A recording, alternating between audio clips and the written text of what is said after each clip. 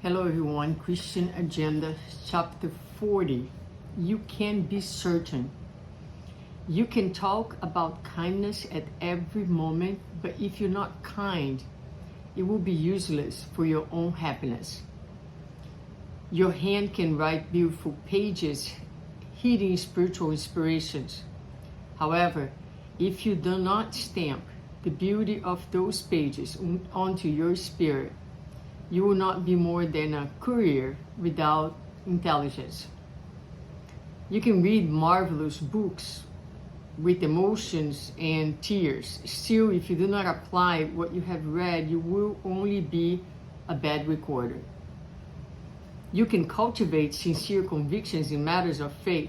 Nevertheless, if these convictions do not serve to renew you for the good, your mind will be reduced to a mere hanger of religious maxims.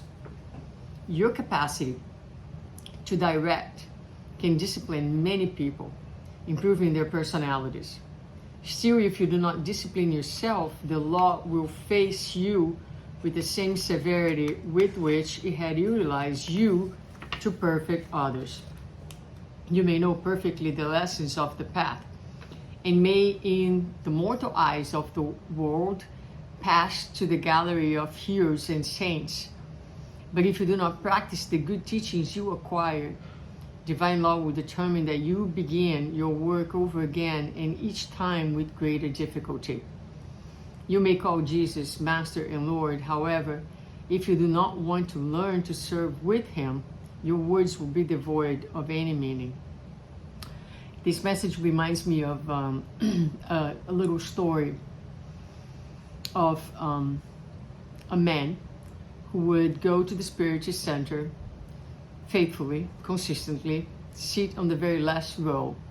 He would enter the center quiet, he would leave the center quiet, and the president of the center, who was also a very well-versed speaker, passes away eventually, and when he gets to the spiritual realm, he recognizes this man in a position of extreme light, enlightenment. And he's surprised because the man was always so quiet and kind of insignificant within the context of the center. But nevertheless, he says to the man, how is it that you are in such a good position, where he himself wasn't near where the quiet man was?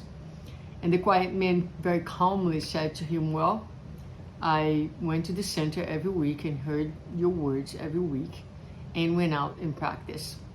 So it's very simple, and it's also very powerful. It's not about what we say, it's not about what we write, it is about what we do, or the commitment that we have in the efforts that we put into doing and manifesting the very things that we are saying that we believe. It does not mean to be perfect. It does not mean to be all the time where we get things right. But the commitment to try to get it right needs to be consistent within us. We need to move to a place where it's not our religiosity, our spirituality is no longer confined to the limits and boundaries of specific days, specific places, when we are with specific people, but it needs to be a way of living. It needs to be a philosophy of life, a new paradigm. It needs to be who you are each day.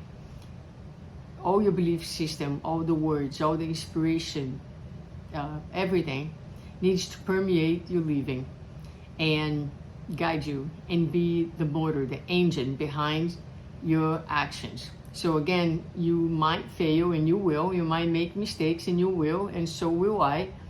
But it's not about getting it right. It's about the commitment to live the message. And it's hard. It takes work. Makes us sweat. It's painful at times because we know what's right, but our heart is still very vulnerable and frail. So we hold resentments, we harbor feelings of animosity, we seek vengeance in ways that are sometimes subtle or not so subtle. And it's very difficult and challenging for us to live the message of love. But the commitment will get us there. The work, the willingness to do what it takes.